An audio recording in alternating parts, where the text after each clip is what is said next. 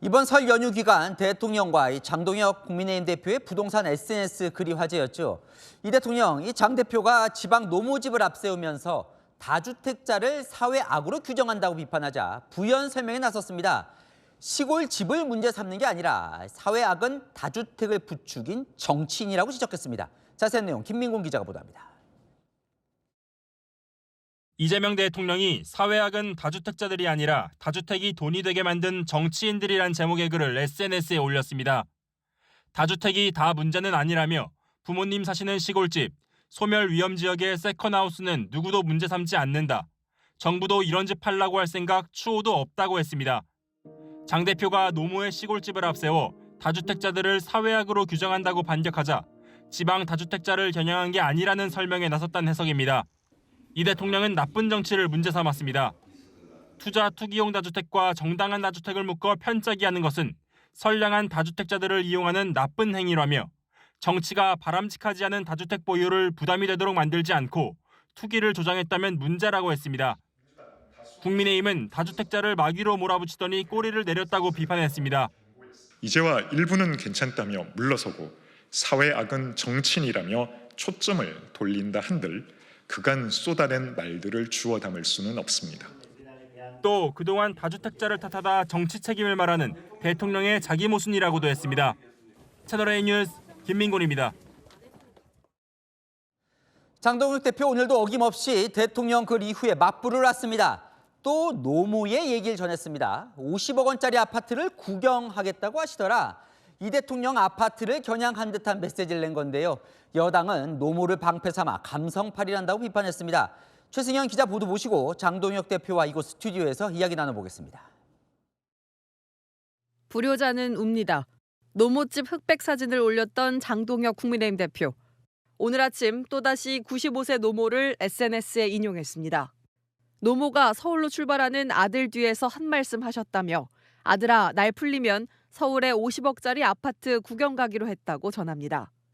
장 대표가 어제 퇴임 후 50억 원 시세 차익이 예상되는 분당 재건축 로또를 갖고 계시지 않냐며 언급한 대통령의 분당 아파트를 재차 겨냥한 것으로 보입니다.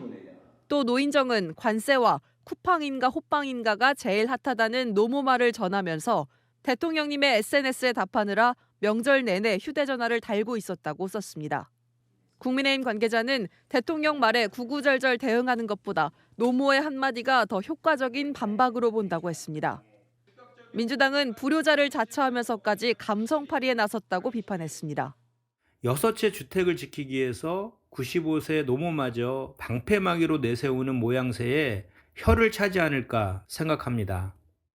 날 풀리면 장 대표가 보유한 6채를 구경시켜드리는 게 더 큰 효도가 되지 않겠냐며 노모 뒤에 숨지 말고 6채 다주택 어떻게 할지 답하라고 공세했습니다.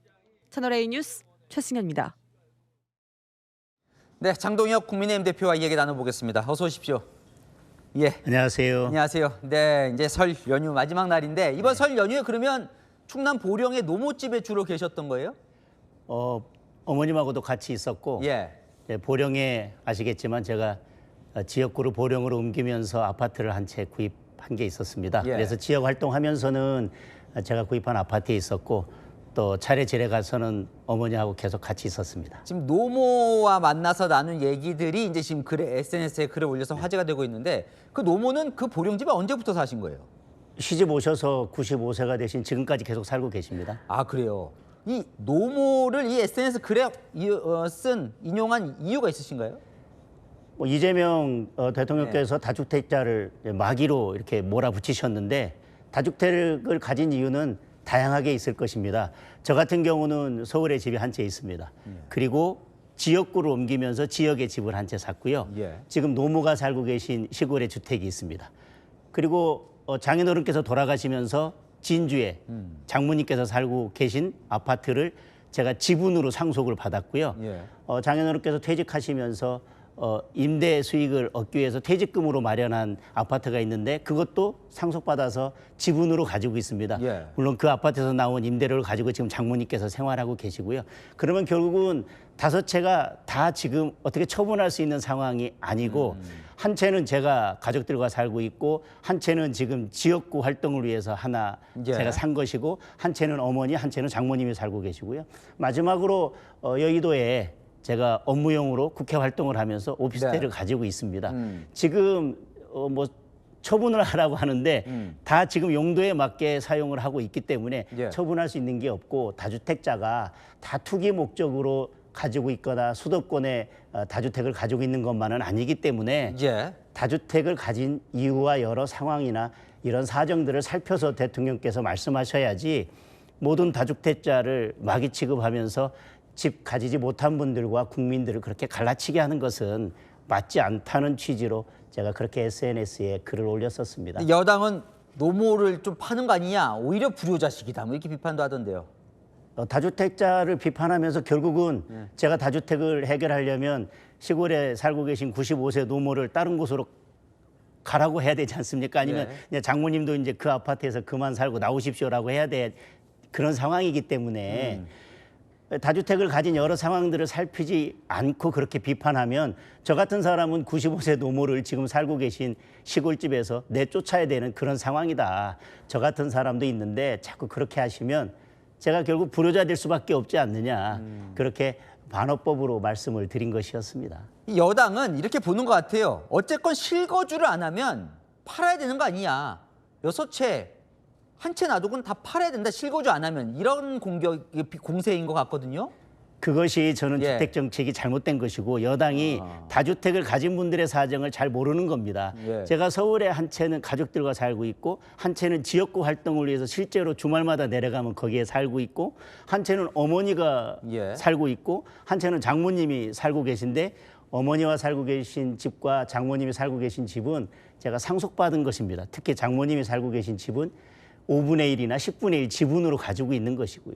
그런 여러 상황들을 살피지 않고 무조건 팔아라 그러면 지금 팔 수 있는 집이 없습니다. 실제로 다 사용하고 있기 때문에요. 결국 이제 연휴 내에 이제 대통령과 SNS 글을 오가면서 이제 화제가 됐던 건 대통령의 분당집과 이제 장 대표의 6채 글이 이제 6채가 같이 이제 붙은 모습인데 대통령은 국민의힘이 다주택자를 옹호하느냐 이게 이제 비판 포인트인 것 같아요. 다주택자를 옹호하는 게 아니라 다주택을 보유하게 된 여러 가지 이유가 있을 것입니다. 그리고 그 다주택이 수도권에 있는지 아니면 수도권이 아닌 다른 지역에 있는지 여러 가지 사정을 살펴가면서 비판해야 되는데 모든 다주택자를 비판하기 때문에 예. 제가 그런 비판을 했던 것이고요. 국민의힘에서 뭐 다주택자를 옹호하거나 아니면 예. 집을 갖지 못한 서민들의 아픔을 이해 못하는 것이 아니고요. 주택 정책에 대해서 여러 상황들을 살피지 않고 획일적으로 비판하는 그리고 그런 인식이 결국은 잘못된 주택 정책을 계속 만들어내고 있다는 취지의 비판을 한 것입니다. 어쨌건 이제 대통령과 좀 이렇게 부동산 관련해서 이제 공방을 벌이는데 만나서 좀 이야기를 나누면 해법도 나오지 않을까. 근데 이제 만나기로 했다가 취소가 됐잖아요. 근데 이렇게 SNS로 해보니까요. 예. 굳이 안 만나도 될 것 같아요. 그래요? 대통령께서 이렇게 글을 계속 SNS에 올려주시니까 충분히 반박이 되는 것 같습니다. 아이, 그래도 만나시는 게 또 국민 입장에서는 같이 머리 맞대고 이야기 나누면 좋지 않겠습니까? 다시 안 만나십니까? 예, 아니 뭐 이렇게 저는 회동도 좋고 다 좋은데 예. 제가 조금 전에 말씀드린 취지는 대통령께서 계속해서 이렇게 SNS로 정치를 할 게 아니라 예. 이런 문제는 야당 대표와 머리를 맞대고 논의하는 게 맞다. 예. 이제 반어법으로 말씀드린 것이고 제가 SNS로 이번에 대통령과 글을 주고 받으면서 느낀 것은 첫째 대통령은 잠이 없으시구나. 둘째 팩트 체크를 잘 안 하시는구나. 셋째 관세에 대해서는 관심도 없고 답도 없으시구나. 그렇기 때문에 지금 관세 문제가 이렇게 난관에 봉착해 있고 어떤 지금 해결책도 보이지 않고 있는데 관세 문제에 대해서는 관자도 꺼내지 않으시면서 매일 밤마다 부동산 정책만 말씀하고 계시는 것은 지금 우리 경제에 큰 리스크가 되고 있는 관세 문제에 대해서는 관심이 없으시거나 아니면 어떤 해결책도 없기 때문에 자꾸 부동산으로 관심을 돌리고 이슈를 돌리시려고 하는 게 아닌가. 그러면서 야당 대표의 6채에 대해서 비판하려면 정확한 팩트 체크는 있었어야 되지 않나. 그런 알겠습니다. 아쉬움이 있습니다. 당 얘기를 좀 해보면 결국 이제 또 뺄셈 정치 논란을 여쭙지 않을 수가 없습니다. 연휴 직전에 이제 배현진 의원 이제 당원권 정지 나오고 한동훈 전 대표 제명하고 시끌시끌한데 어떻게 비판해서 어떻게 생각하세요? 그러니까 뭐 좀 이렇게 회복 다시 바꾸실 생각은 없으신지? 저는 예. 뭐 어떤 분을 징계한다고 그래서 그걸 그냥 산술적으로 뺄셈 정치다, 덧셈 정치다 하는 것은 맞지 않다고 생각합니다. 결국은 덧셈이냐 뺄셈이냐는 국민들의 마음을 더 많이 가져오는 것이 덧셈 정치고 국민들의 마음에서 더 멀어지면 저는 뺄셈 정치라고 생각하는데 예를 들면 배현진 의원 징계 같은 경우는 아동 인권의 문제였습니다. 결국은 그 사건은 아동 인권에 대해서 국민의힘이 어떤 인식을 가지고 있느냐라고 하는 것에 대한 문제인데 예. 그 문제를 제대로 처리하지 못했을 때 우리 국민의힘이 국민의 마음에서 멀어진다면 저는 오히려 그게 뺄셈 정치라고 생각하고 있고 윤리위에서 그리고 또 최고위원회에서 예. 정당한 절차를 거쳐서 당원 당규에 따라서 내린 결정입니다. 따라서 지금까지는 징계에 대해서 취소나 그런 부분은 따로 검토해 본 바는 없습니다. 한동훈 전 대표가 뭐 무소속 출마 얘기가 나오던데 거기에 대해서는 어떻게 생각하세요? 이미 이제 우리 당원이 아니기 때문에 뭐 한동훈 예. 전 대표가 이번 지방선거에 어떤 출마를 고민하거나 앞으로 정치 행보에 대해서 여러 계획을 가지고 있는 것에 대해서 예. 제가 말씀드릴 사안은 아니라고 생각을 합니다. 내일 이제 윤석열 전 대통령 내란죄 1심 선고인데 좀 정리된 입장을 어떻게 할지 고민을 해보겠다고 하셨어요. 연휴 기간 좀 정리가 되셨습니까 이제? 뭐 여러 고민들을 하고 있습니다. 또 선거 결과에 예. 따라서 또 입장이 조금 다를 수도 있을 것 같고요. 예. 지금 여러 말씀들을 주시면서 절연에 대한 말씀도 하시는데 예. 뭐 절연에 대한 입장은 우리 당에서 여러 차례 그동안 밝혔다고 생각을 합니다. 예. 지금 절연보다 더 중요한 것은 전환이 아닌가. 전환. 우리 우리 국민의힘은 태도를 전환하고 그리고 이슈를 전환하는 그런 것이 필요하다고 생각합니다. 지금 국민들이 우리 국민의힘에 원하는 것은 과거에 머물기보다는 정치로서의 효능감을 줄 수 있는 예. 그리고 보수 정당으로서 유능함을 보여줄 수 있는 아젠다의 전환 그리고 과거에 잘못된 것이 있다면 거기에서 벗어나서 새로운 모습을 보여주는 태도의 전환이라고 생각합니다. 지금 예. 중요한 것은 전환입니다. 야, 근데 지방선거 이제 100일 정도 남았는데요. 지지율을 보면 근데 지지층들은 걱정들이 많을 것 같아요. 설 연휴 여론조사를 보면 대통령 60%대, 민주당 40%, 국민의힘은 20%대 아니냐. 왜 이렇게 지지율이 낮다고 분석하십니까? 조금 전에도 말씀드렸지만 저희가 더불어민주당보다 아니면 예. 결국 여당의 지지율은 대통령의 뭐 국정 수행에 대한 지지도와 연동되어 있을 수밖에 없는데 예. 그런 측면에서 여당이나 지금의 대통령이 예. 주는 정치적 효능감보다 저희 국민의힘이 정치적 효능감을 못 주고 있다. 따라서 우리가 유능함을 회복해서 국민들께 정치적 효능감을 주는 정당으로 바뀌어 가는 것이 지지율 상승에 필요한 것이라고 생각합니다. 인재 얘기를 많이 하시는데 지금 이제 경기지사 같은 경우에 후보군을 보면 여론조사를 보면 이제 여러 유력 후보군들이 있는데 그 후보군들이 다 안 나온다고 합니다. 지금 지금 나오고 있는데 어떻게 좀 출마 접촉을 좀 하십니까 이들과 아니면 좀 새로운 상황을 찾고 계신 겁니까? 지금 저희들이 이제 공천관리위원회도 이제 최종적으로 다 구성을 할 예정입니다. 위원장은 임명이 됐습니다. 그리고 인재 영입위도 띄웠습니다. 예. 저희들이 유능한 인재도 발굴해서 영입해야 될 거고요. 외연 확장을 하면서 여러분들과 접촉을 하면서 우리가 경기도지사 후보로 어떤 분을 낼지에 대해서 예. 이제 고민하고 후보를 찾아가야 될 시간이라고 생각합니다. 마지막 질문인데요. 예.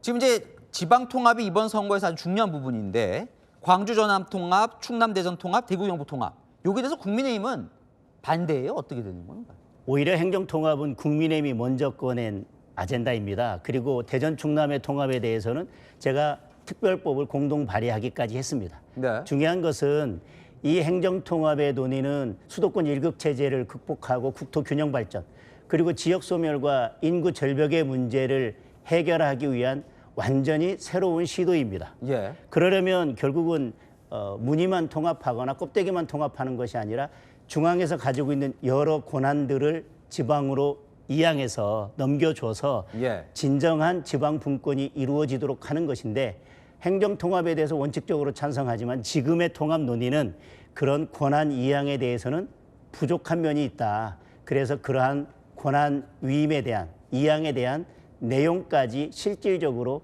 채워지는 것이 더 바람직하다고 하는 것이 국민의힘의 입장입니다. 정부여당은 2월 말까지 특별법 통과하겠다는데 그거는 아직 어떤 입장을 안 정하신 거고? 뭐 특별법 통과하기 전까지 예. 특별법에 그런 알겠습니다. 중앙 정부의 권한 이양에 대한 내용이 최대한 많이 담기도록 국민의힘에서 더 노력하겠습니다. 알겠습니다. 오늘 말씀 여기까지 듣겠습니다. 지금까지 장동혁 대표와 이야기 나눠봤습니다. 고맙습니다. 감사합니다.